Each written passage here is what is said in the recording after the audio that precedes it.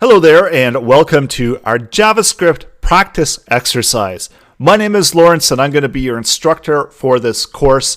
Within this course, we're going to be focusing on building a JavaScript countdown timer from scratch. And I'm going to introduce you to all of the components that you need in order to make this work using JavaScript.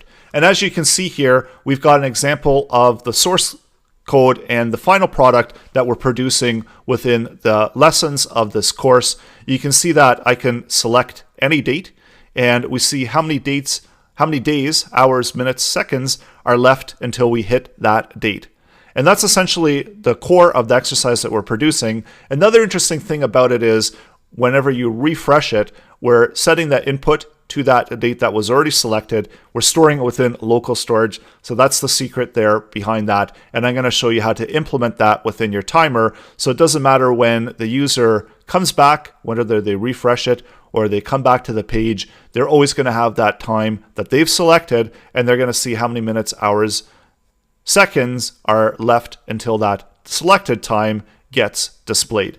So the countdown timer and all of the source code is included in order for you to get started quickly with JavaScript. And here you can see the values that are being returned within the object, and then we're making use of these numbers and we're outputting them into the HTML. So we're doing some calculations behind the scenes, and we've got a little bit of styling as well. So we're going to run through the styling relatively quickly because we do want to keep the core focus of the lessons of this course on JavaScript.